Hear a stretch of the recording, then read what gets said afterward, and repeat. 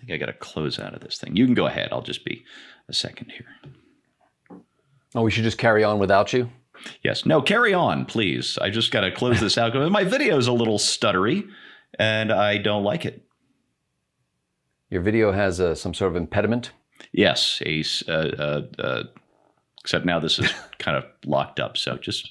Should we carry on as if nothing really mattered? Is that what we should do? That is exactly what you should do. Anyone can see. Nothing really matters. Nothing really matters to me. You know, so here we are once again, gathering together for our weekly pre-show show. This is what, the 75th year? Is this the Diamond Anniversary year that we've been doing this? Diamond Anniversary, yeah. Something like that. And, you know, it seems like only yesterday when Bill was in his early 70s and we started this show. But we're all alive and kicking so far. Just for like a personal update, I'm back at work, working in a retail store surrounded by countless thousands of people at all times. And Bill and Steve are continuing to live as hermits.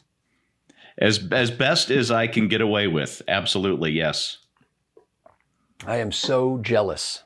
You should be. It's not that I don't enjoy my work, but the whole time I am just, inhaling my own exhaust and thinking, if I learned to code. I think you just got this episode banned from YouTube. Did I? Because I used the phrase learn to code? You used the phrase learn to code. Oh, crap. Now I did it too. Speaking of which, since nobody's going to see this, let me just say that we've had a couple of people on YouTube, and the sweet irony of this is, Rich, the people on YouTube complaining that they're watching us on YouTube and not BitChute because YouTube is utterly corrupt and they, only BitChute deserves our attention. And I just wonder how they ever see our videos to know where to complain.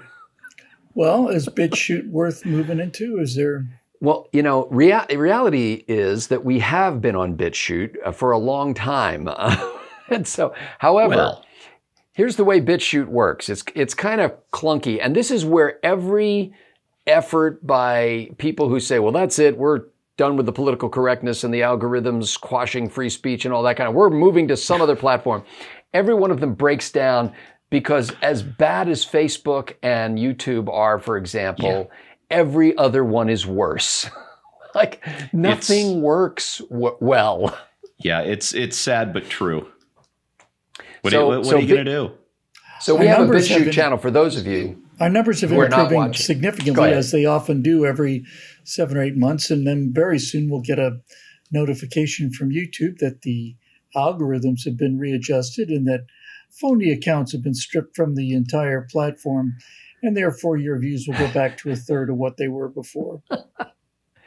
So I have to, every time we post a video, you have to answer a questionnaire. You have to triage the video, and there are a list of I don't know, it looks like it's about 13 things that you have to swear don't exist in your video.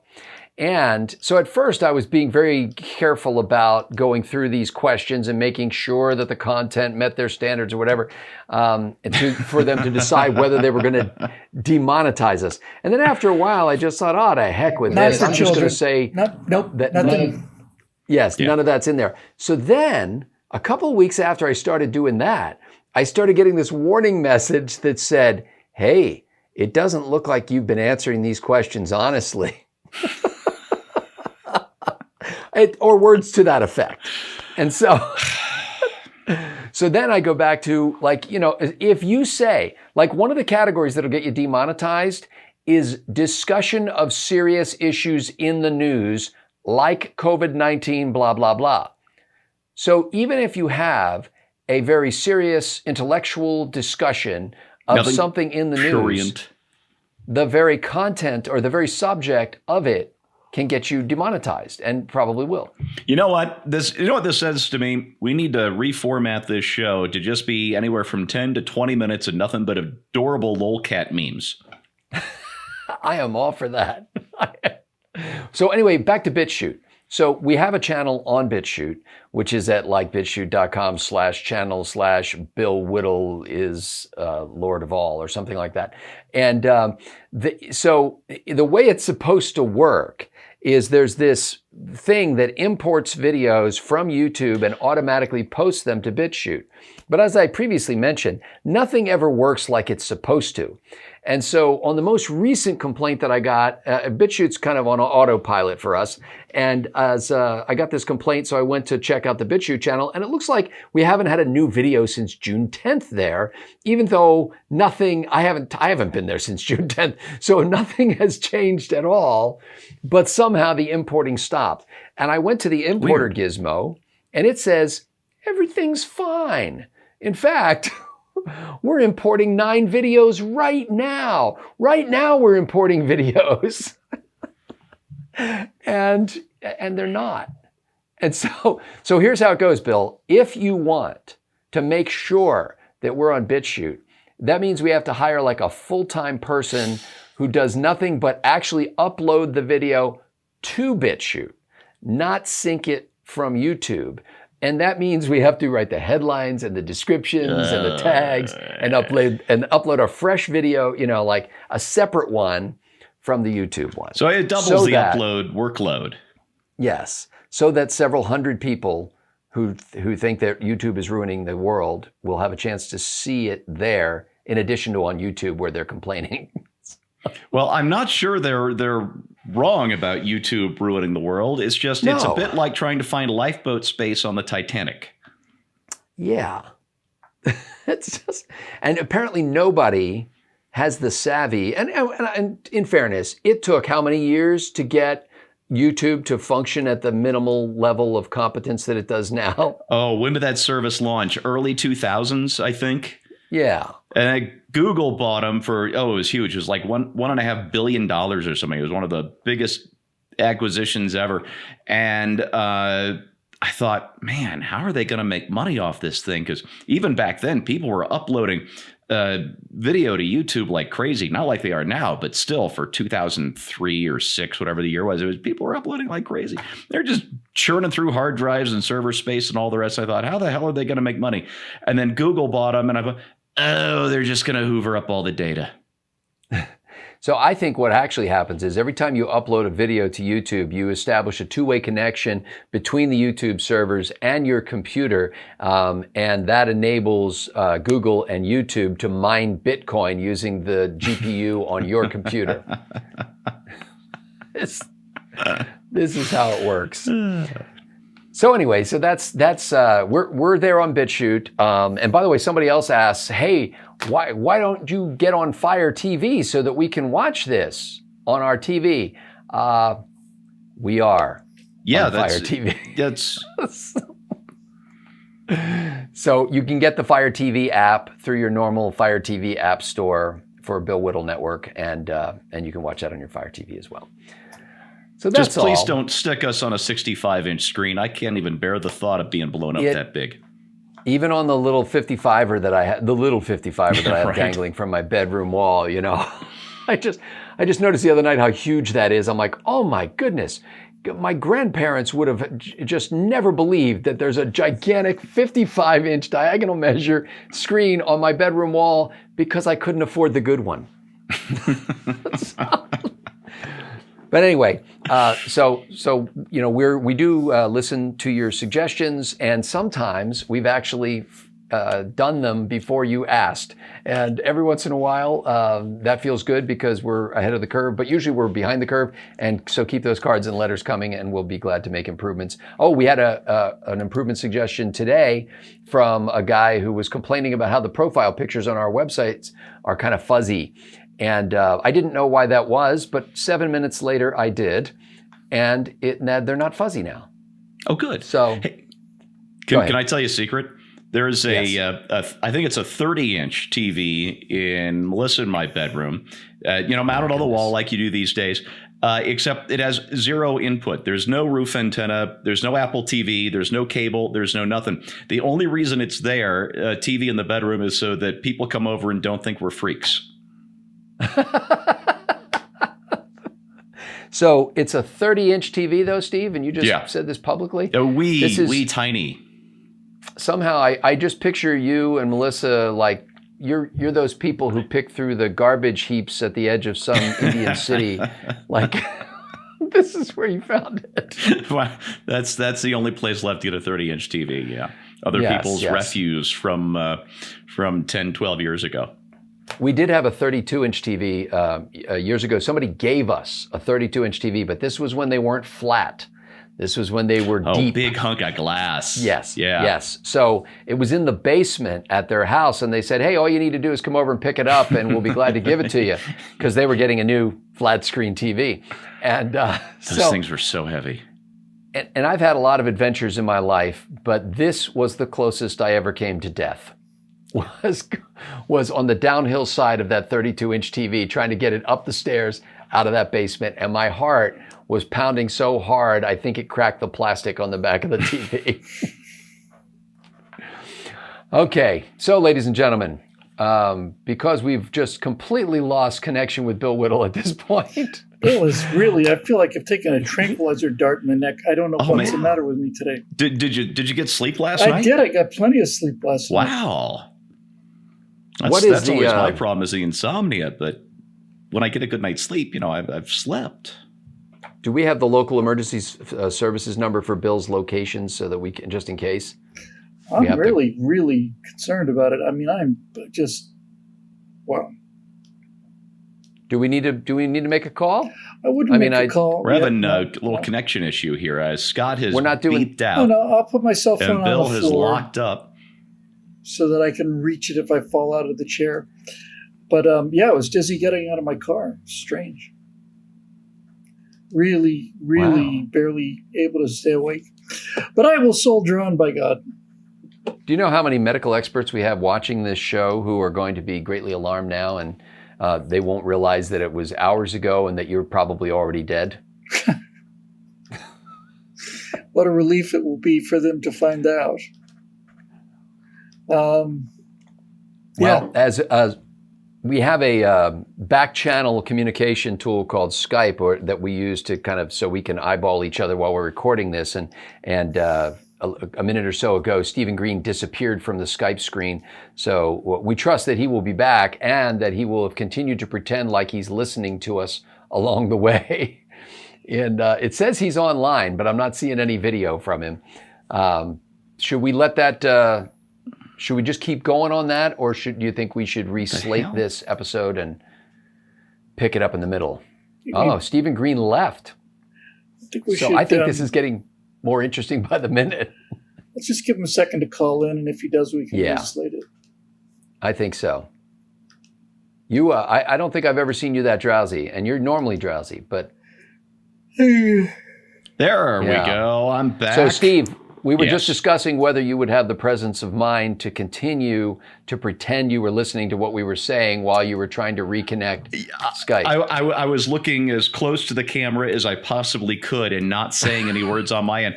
I figured out the problem. It's a stupid tech thing that shouldn't be a thing. The settings are all correct, but it was still doing something wrong. And, I get it figured out after the shows today. Okay, well, because I'm afraid we're going to lose Bill literally and figuratively, let's get into the topics. I am hosting 2 episodes this week, and frankly, they're pretty. I think they're going to be pretty concise. I don't imagine we're going to go any more than about 3.5 minutes on either one of these episodes. The first one is the announcement by the New York City Planned Parenthood office in Manhattan that they are dropping the name of Margaret Sanger from the clinic's name, and it will now be called like Manhattan Health Center or something, because apparently Planned Parenthood has recently become concerned that Margaret Sanger was an advocate of eugenics and selective breeding and other novel ways of purifying the race. This is a story we could have done in 1920. Yeah. Since she started in about 1916, she spoke to a KKK rally to advocate birth control in 1926. Interesting how her name has to be expunged, but the horrific practices for which she got in trouble are more than willing to be able to be maintained there.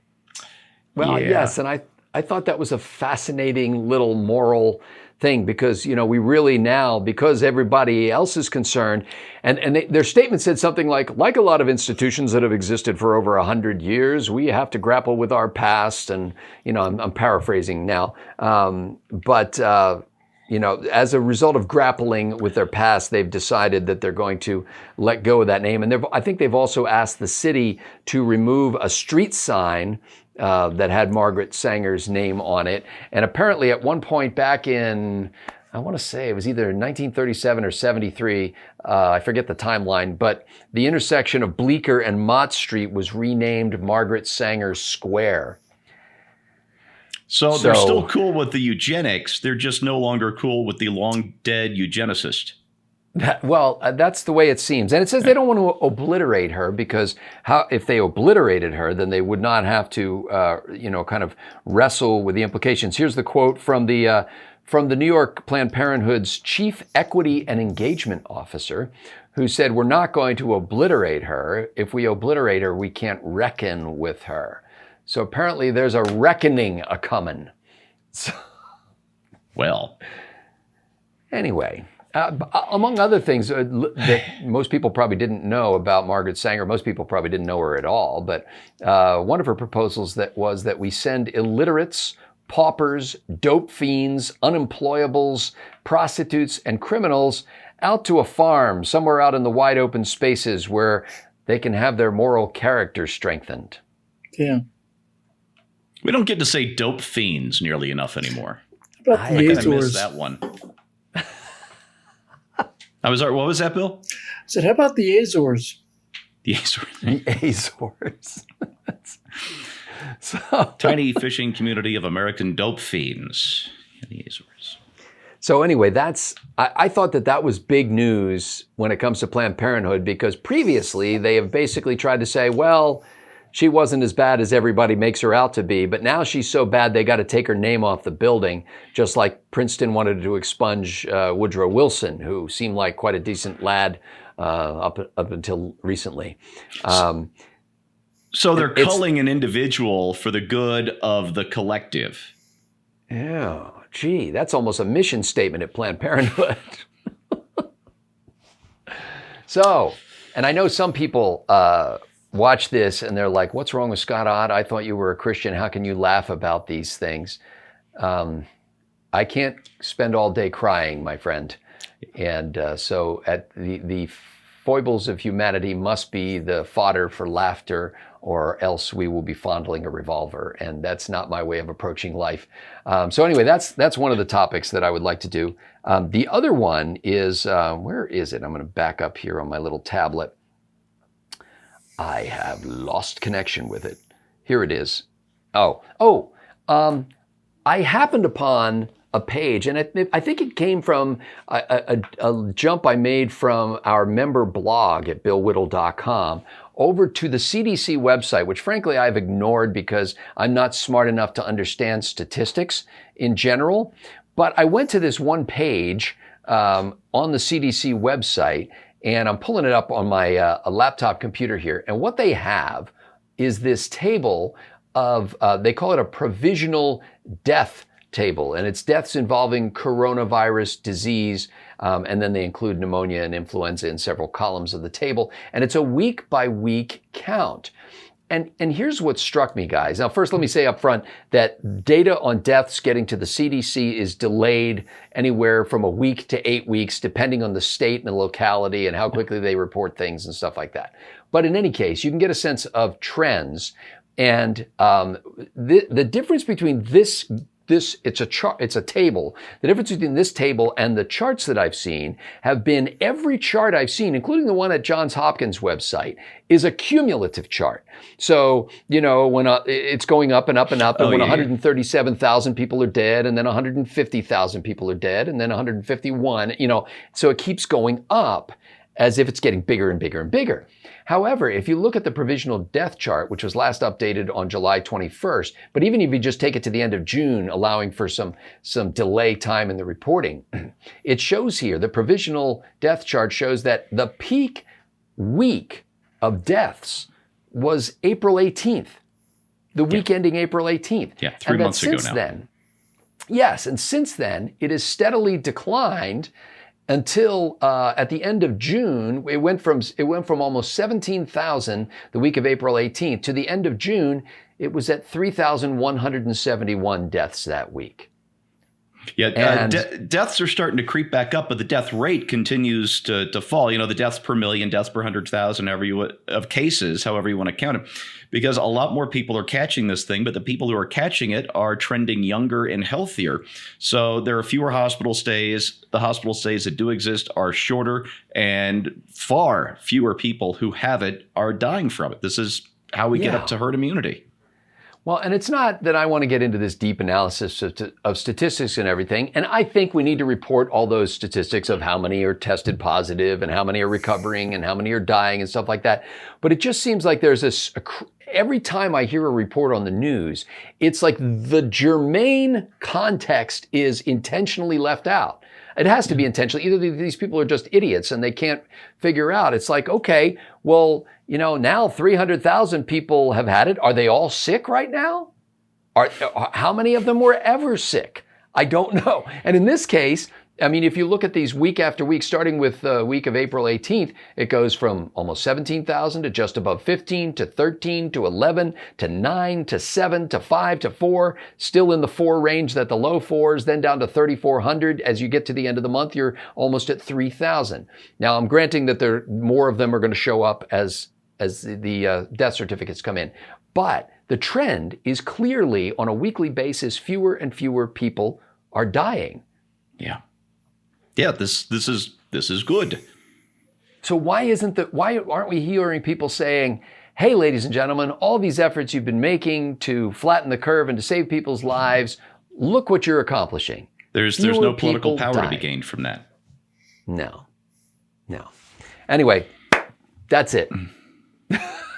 That's all. Bill Whittle, just for the sake of your alertness, would you like to go next? I'm terribly sorry about this. I'm deeply embarrassed. It's all right. It's having a bad day. We've all been there. Asleep. There's this article. I think it's a character flaw. There's no question about that. On white fragility, on how fragile white people are because they. Oh, there's a big book on that. Yeah, because they apparently are so terrified that they're fighting back to defend the culture that they grew up with and that made this culture what it is. And so that's obviously a sign of their fragility, their willingness to fight back and defend these ideals when they simply should just have the courage to roll over and accept the New World Order. But the one thing in this particular seminar that this woman held that bothered me quite a bit was this is from the New York Times, if you can only imagine my shock.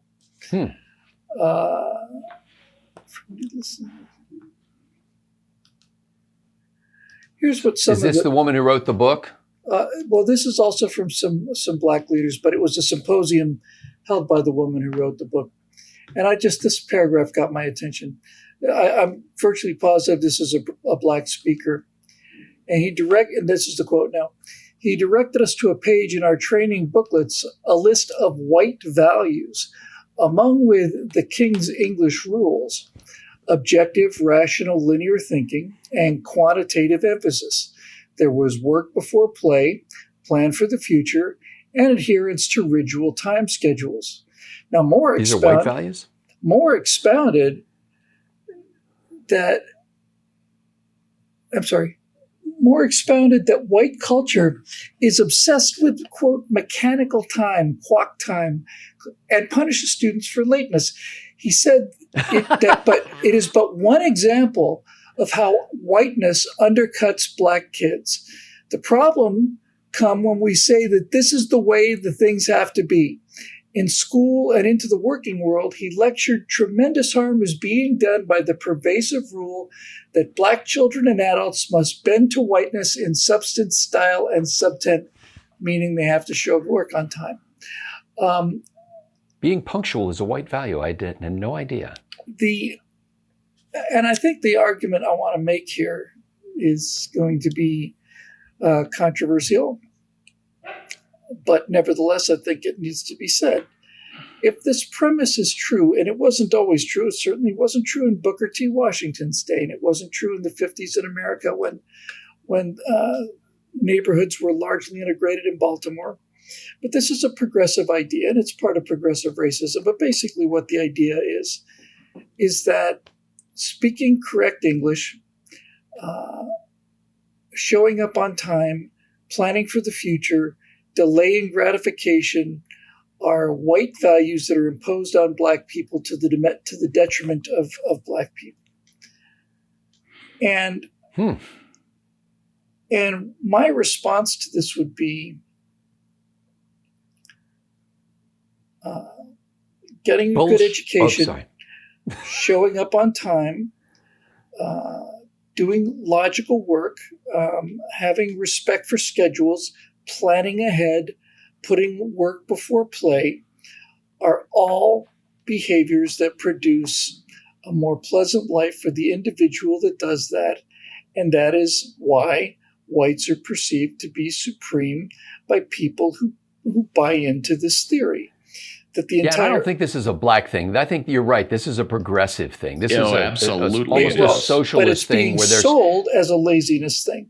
And it's being sold as a laziness thing by professional lecturers who got degrees in things like Black studies, who have, I think, traditionally had a long history of never really working particularly hard, and find that the idea of hard work and standards are racist and therefore white nationalists and white supremacists, and are keeping Black people down.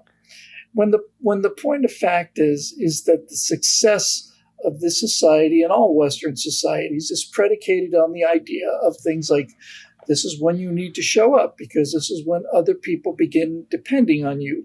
And if you don't show up on time, then the entire system suffers. And the same thing for the King's English. Words have definite meanings and they have nuanced meanings. And there's a difference between stupid and naivete, or being naive. And if you don't understand this difference and shading, then you cannot function as effectively in a world where communication between team members is really important. And this entire argument that Black people should be excused from things like showing up on time because it's a form of white oppression, and learning their lessons and coming prepared, and all of the rest of these forms of the white supremacist ideology designed to keep people down, does two things that are particularly terribly, obnoxiously pernicious. The first thing it does is it makes the assumption that Black people are not capable of doing these things. It makes the assumption that there's something about Black people genetically, this is from them, this is not from me, that says that Black people can't show up on time and Black people can't speak correct English and Black people can't plan for the future and they can't delay gratification. Booker T. Washington proved all of that to be completely false. But even more than that, it is a recipe for failure in any modern society.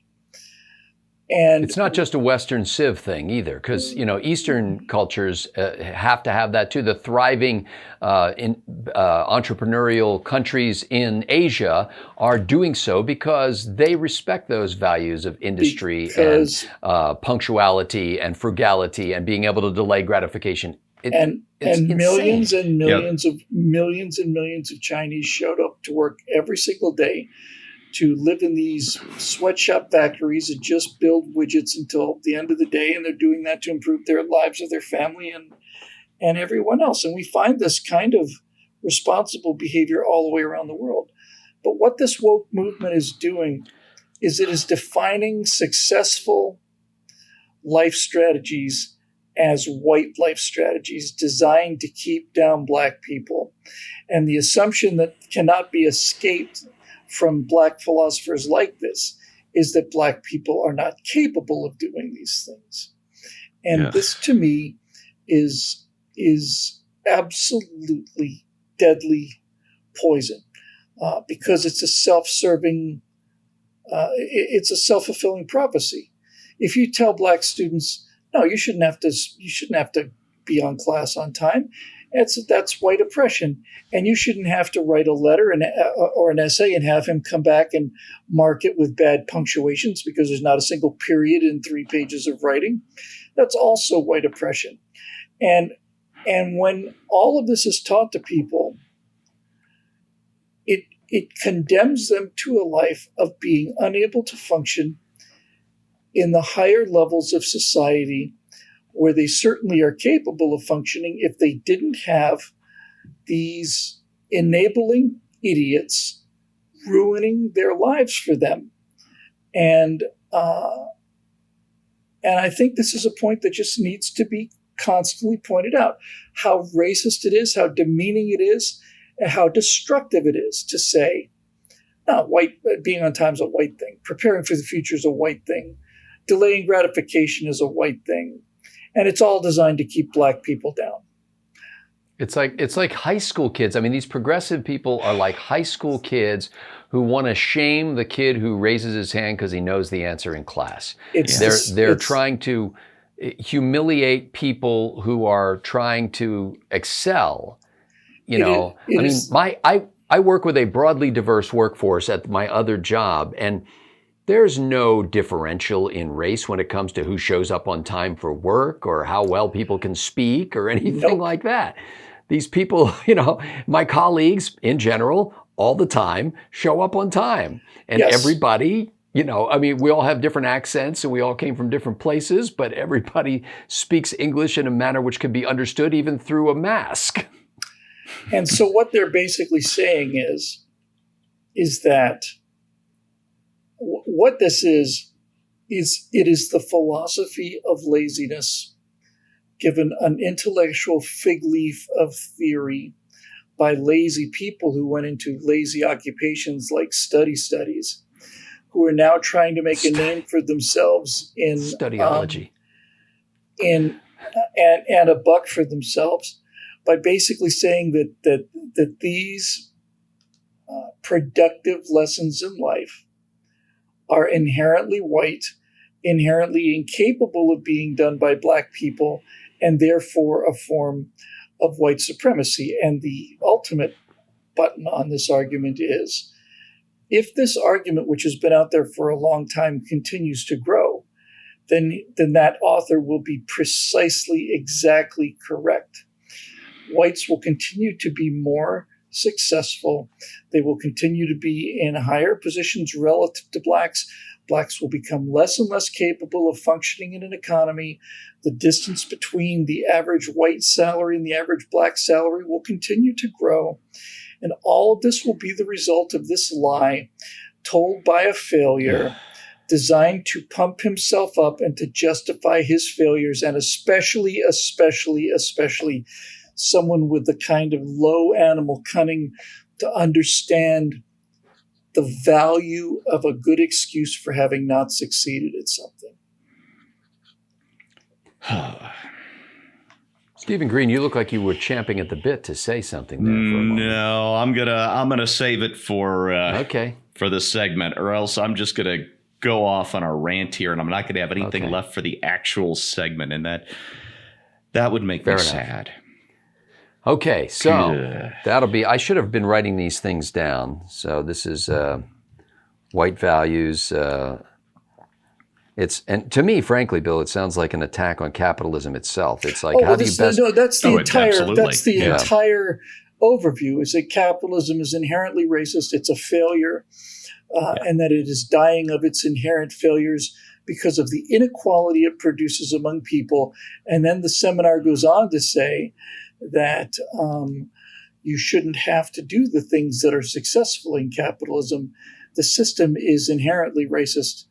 And basically, it's the ultimate form of racism, and especially coming from black so-called philosophers, leaders. And I would also reject the use of averages because there's not like if you take broad averages and say, well, that's why whites are doing better than blacks, they're not really. It's people who are behaving in certain ways are doing better than people who are not behaving in those ways. And if you break out those people, you'll lose the racial differential. Precisely. And what are those three simple things, Steve? We've talked about it before. Finish your high school education, don't have children until you're married, and what was the third? Stay married. Get married and stay that way. Yeah. And that if you do these three simple things, you will not be poor in America, period. There are no poor people in America who do these things.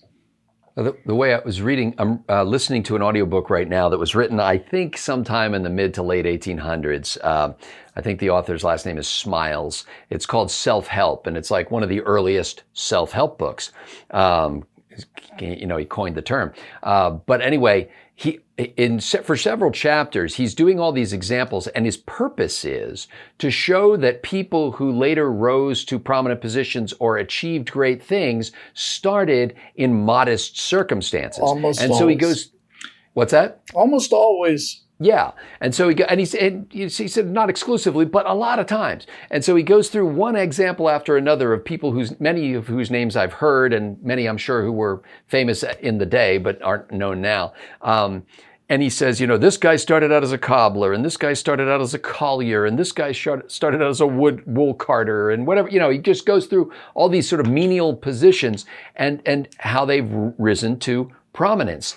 So that was his point. Was no matter how low your position, that doesn't exclude you from rising to prominence or achieving something great. But you get to play the hand. The meta message I got was they were all working. Every last one of them. They do work. And so this act of intellectual sophistry on the part of professors trying to build a reputation for themselves is condemning yet another generation of blacks to absolute failure. And a tiny percentage of that generation. I can't stop emphasizing that, Bill. Right. It's not the whole generation. It's not the whole generation, but it is a significant number of the generation. It's a larger percentage of the population of blacks than it is as a percentage of whites, and an even larger percentage than it is of Asians. So this is something. This idea of these values of traditional values of hard work and so on are successful for everybody, but the main thing of all of the tragedy that this philosophy produces is it produces the idea that because of an existing white power structure, which is trying to keep you down, you will fail. And the part about this that I find so repulsive is that this is probably the sixth or seventh company I've formed. All the others were catastrophes. This one is not exactly a powerhouse of financial wizardry, but it is an ongoing concern. And other projects that I'm working on in my spare time are projects that confront me with almost monumental frustrations, things that I did on a computer with one character yesterday, I try to do on another character, and I do it 9 times over 5 hours, and it simply won't work. Yeah. And so I get up and try it tomorrow. And the reason I can get up and try it tomorrow is because no one has been telling me my whole life that what I am facing is a cabal of people that do not want me to succeed. What I've been facing my entire life is the understanding that what I'm trying to do is exceedingly difficult, that a number of failures have to happen in order for me to succeed. I'm getting a higher ratio of success now to failures, which is a good sign. But every weekend I get gobsmacked with something that I thought was just already well known, and now I have to go back and walk back and spend 5 hours doing something I thought I'd learned and had completely down. And I go back and do it again because I want it, and I believe it's in my power to achieve. But if I had been told my entire life that there was a group of people determined to make sure that I didn't succeed, there's no way I would have maintained this insanity of attempting to do something for 50 years that I wanted to do for 50 years and believe I can do for 50 years if I could only get the mistakes out of the way. And the way you get the mistakes out of the way is to work hard in your spare time, try them and fail, get help where you can get it. And there's a lot of people who want to help you. And then just build your skill set. And now I'm at the point where things that were impossible for me 2 years ago, I just do without a single thought. There's 7 or 8 different key pieces of software that have to be learned. And there are times when I realize, oh God, now I got to learn how to text or something. And I start looking at it and there's just no more room here. I'm going to have to start deleting family members' names, and I'm going to have to start, it's like I'm going to have to defrag the drive and get all of this, yeah, we went to high school, didn't we? I remember the face. I have no idea who you are. Who's your best friend in high school? Yeah, that had to go so that I could remember about the Carthaginians at Canny. I feel bad about that. But nevertheless, there is no other way around doing what I want to do. And so I do it. And to be told that I couldn't do it because of something other than my unwillingness to quit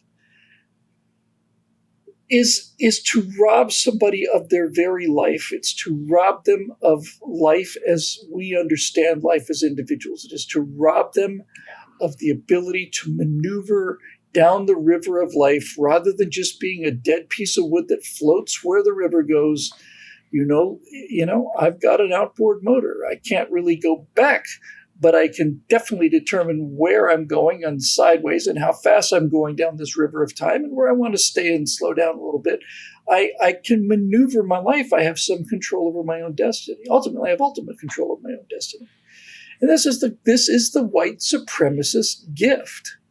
If you want to talk about white privilege, this is it. But this is not something that was given to white people by the privilege angel. This is something that white people have avoided because so many black leaders have determined that the way to gin up popular political support is to tell black people that whitey's trying to keep them down and they're going to go get them stuff.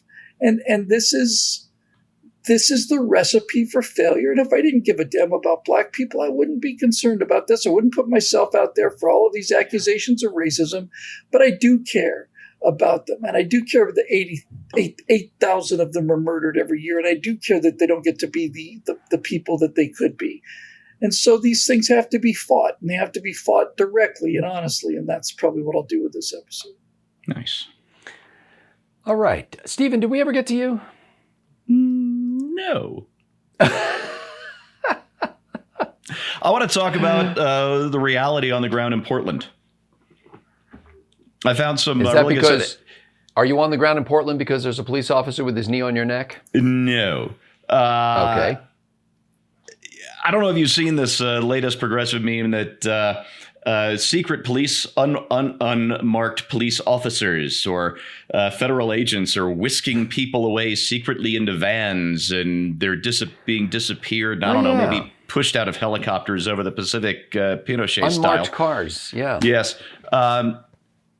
And what a, oh my God, this is happening in America? Well, number one, it turns out not quite.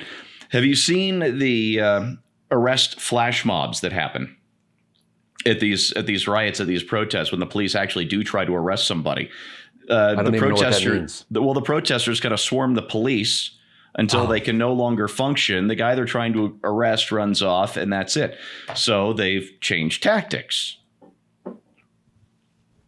Nobody's getting secreted away. I've got video for this, by the way. Oh, you're saying the police are just trying to get in and out quickly before the crowd recognizes them and scotches their efforts to... Exactly. And okay. I've got a couple of videos of this to show. And then another story that's been kind of squashed also from Portland. You may have seen the thing over the weekend where the moms joined arms and formed a human shield between the feds and the protesters. Well, number one, I'm looking at some of these moms going, these are not moms.